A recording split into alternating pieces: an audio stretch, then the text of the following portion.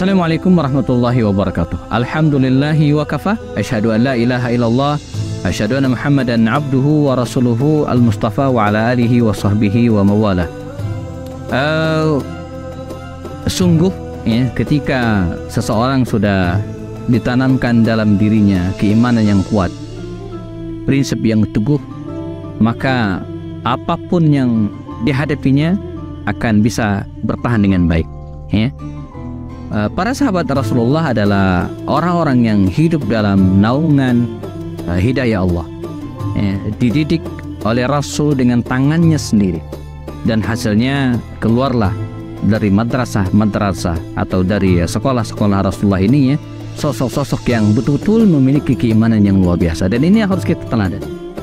Di antara mereka itu adalah Khubayb bin Adi Al-Ansari ya, dari Ansar, penduduk Madinah Al-Munawwarah.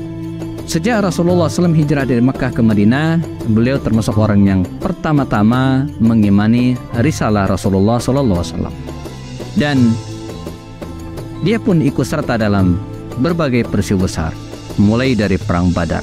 Dia tidak pernah ketinggalan dalam perang Badar tersebut, bahkan dia menunjukkan kemampuannya dalam membela dirinya dan menghalau musuh-musuh pada waktu itu ya. Kembali ke Madinah Al-Munawwarah ya, dia terus memperdalam ilmunya. Dikenal pada malam hari dia stay di masjid membersamai Rasulullah SAW, menimba, menyerap dan mengambil intisari ilmu Islam, sehingga pada usia yang masih belia, Khubayb bin Adi ini termasuk ya, sosok yang sangat menguasai Islam dan menghafal Al-Quran ya.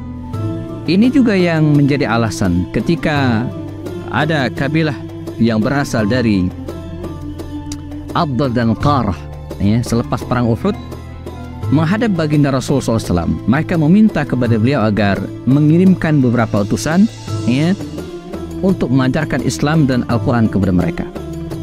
Tanpa syak, tanpa ragu sekalipun, dan demikianlah Rasulullah ya, ada orang pengen minta mengirimkan beberapa tokoh dan anak muda kepada mereka mengajar Islam, Nabi pun mengirimkan kepada mereka.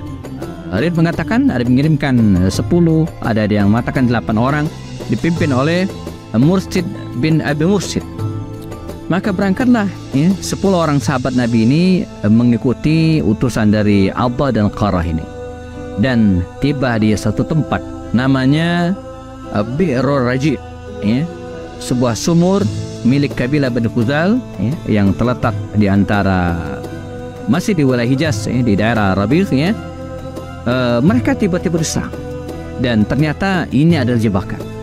Ini adalah konspirasi untuk menghabisi para sahabat Nabi. Nah, para sahabat Nabi termasuk di antaranya Khubayb bin Adi, ada Zaid bin Dathna, dan yang lainnya segera berhamburan menyelamatkan diri karena mereka tidak siap. Ini bukan perkara takut ya, tapi karena mereka utusan Rasulullah yang bukan untuk berperang tapi untuk mengajarkan Islam. Ini adalah para dai ya, bukan kondisi perang. Mereka kabur, menyelamatkan diri, naik ke atas bebukitan. Sebagian mereka dibunuh, dan Khubayb bin Adi dan beberapa orang sahabatnya naik ke atas bukit ya. Dari sini kemudian mereka dipaksa untuk turun, bahkan dijanjikan ya, kalau kalian turun maka kami akan maafkan ya. Awalnya Khubayb bin Adi tidak mau turun karena dia menganggap ini adalah jebakan. Namun ya, ketika teman-temannya turun ya, dia pun ikut. Ada 3 orang waktu itu yang ditangkap akhirnya oleh orang-orang kafir ini. Mereka adalah ya, Khubayb bin Adi, Zaid bin Dathna, dan satu lagi Abdullah bin Tariq. Belakangan Abdullah bin Tariq ini, teman-teman sekalian, berhasil lepas dari ikatan dan kemudian kabur. Ketika dia melarikan diri, salah seorang dari orang kafir tersebut dia melemparkan anak panah dan kemudian menyebabkan Abdullah bin Tariq ini syahid, meninggal dunia. Adapun Khubayb bin Adi dan Zaid bin Dathna ini ya, dia keduanya ditangkap dan dibawa ke Makkah Al-Mukarramah, diperjualbelikan sebagai budak dan tawanan pada akhirnya. Khubayb bin Adi dibeli oleh seorang tokoh kaya Makkah, Hujair bin Ihab. Dia sempat ditawan dan kemudian dimasukkan ke penjara. Ada kisah menarik teman-teman sekalian. Ketika di penjara tersebut, tangannya diikat ya, dan kakinya juga diikat di tempat tersebut, khawatir kabur, dan dia pun dikurung di di sebuah ruangan yang gelap dan pengap sekian hari lamanya. Suatu saat seseorang putri dari mereka ini mengintip tawanan atau Khubayb bin Adi, diintip sedemikian rupa. Putri, seorang anak perempuan kecil, dia kaget. Ternyata Khubayb bin Adi ini sedang duduk santai menikmati beberapa tangkai buah anggur. Padahal saat itu di Mekah tidaklah sedang musim anggur. Ini bukan musim anggur, bahkan di Mekah sendiri tidak ada buah anggur. Buah anggur ini akan kita temukan di Taif dan seterusnya. Jadi sangat jarang, apalagi waktu itu bukan musimnya.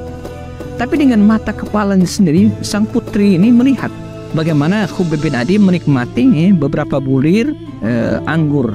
Padahal sebelumnya tangannya diikat. Ini luar biasa. Ini mengingatkan kita kepada ibunda Maryam, ibu dari Isa alaihissalam ketika berada di Baitul Maqdis, juga saat Nabi Zakaria melihat bahwa Maryam ini sedang menikmati buah-buahan yang mungkin tidak ada di Palestina dan pada kondisi waktu itu, anna laki hadza, kan begitu dialog antara Nabi Zakaria dengan Maryam ini, dan jelaskan bahwa dia adalah dari Tuhanku, makanan dari surga. Nah, demikian juga dengan Khubayb ini, diberikan oleh Allah SWT makanan dari surga, berupa buah-buahan yang tidak ada di Mekah waktu itu. Tapi demikianlah dasar kekafiran sudah ada dalam diri mereka. Kisah ini, kondisi ini tidak membuat mereka beriman. Mereka tetap kafir, bahkan berniat untuk membunuh Khubayb bin Adi. Bagaimana kisah berikutnya? Kita akan bahas Khubayb bin Adi. Dia ditawan oleh kafir Quraisy pada waktu itu, dan walaupun Allah SWT telah memberikan karamah kepadanya, dan ini peringatan bagi orang-orang yang menawannya, kafir Quraisy yang menawannya, tapi tidak membuat mereka berpikir. Demikianlah, bahkan mereka berniat untuk memaksa Khubayb bin Adi ini keluar dari Islam. Dibawalah Khubayb bin Adi ini, teman-teman sekalian, ke bagian luar kota Mekah yang kita kenal hari ini dengan Tan'im. Di sinilah Khubayb bin Adi itu disiksa. Dia diikat, diludahin, dipukul, dicambuk, dipaksa untuk keluar dari agamanya. Tapi Khubayb tetap bergeming dengan keyakinannya. Sampai kemudian mereka mengancam untuk membunuh Khubayb bin Adi. Tangannya diikat di tiang dan kemudian siap untuk disalib, untuk dibunuh pada waktu itu. Kata mereka, ya Khubayb, bagaimana menurutmu kalau posisimu digantikan dengan Rasulullah? Artinya Rasulullah menggantikan posisi dia. Kata Khubayb, wallahi demi Allah, sungguh, seandainya Muhammad tertusuk duri sekalipun saya tidak rela. Demikianlah keteguhan iman seorang Khubayb bin Adi radhiyallahu anhu. Dan kata mereka, kami akan membunuhmu. Kata Khubayb, itu yang saya cari, itu yang saya dapatkan, karena syahid merupakan asma amanina, adalah puncak dari cita-cita seorang muslim. Bahkan dalam doa-doa seharian kita sering berdoa, wa mitna ala syahadati fi sabilika, ya Allah, wafatkanlah kami dalam keadaan mati syahid. Meninggal dalam kondisi manakah yang lebih baik daripada meninggal dalam keadaan syahid? Laisa jazaa'u illa jannah, tidak ada balasan kecuali surga. Ghufira lahu ma taqaddama min, diampunkan semua dosanya. Demikian mulia orang yang meninggal syahid. Bahkan ketika seseorang meninggal syahid tidak ada rasa sakit sekalipun dalam dirinya. Bahkan kalaupun mau, bisa berulang-ulang mati syahid. Tidak orang yang mati syahid itu kalau setelah merasakan ini pengen hidup lagi, meninggal lagi, saking enaknya meninggal dalam keadaan syahid. Dan itu yang diinginkan. Maka ketika mereka mengancam Khubayb bin Adi untuk dibunuh, dan tidak ada rasa takut sama sekali dalam dirinya, dia hanya memohon satu permintaan. Apa itu? Berikanlah saya waktu untuk melaksanakan sholat 2 rakaat. Dan kafir Quraisy memberinya waktu. Maka dia pun melaksanakan sholat 2 rakaat. Setelah itu dia mengatakan kepada orang kafir Quraisy, seandainya kalian tidak curiga, tidak menuduhku, memanjangkan waktu, mengulur-ulur waktu agar saya tidak dibunuh, wallahi demi Allah, sungguh saya akan memperlama sholat saya. Dan demikianlah dia pun melaksanakan sholat 2 rakaat, dan setelah itu kemudian dia pun dieksekusi dan meninggal dunia. Dia pun syahid. Karena itu dalam Islam boleh disebut orang yang pertama kali melaksanakan sholat sunnah sebelum eksekusi adalah Khubayb bin Adi radhiyallahu anhu. Karena itu dalam kajian-kajian fikih jamaah, Saya ingat pertanyaan Ustadz kami di pesantren dulu ya, ibadah apa yang hukumnya sunnah tapi kalau bisa jangan dilakukan?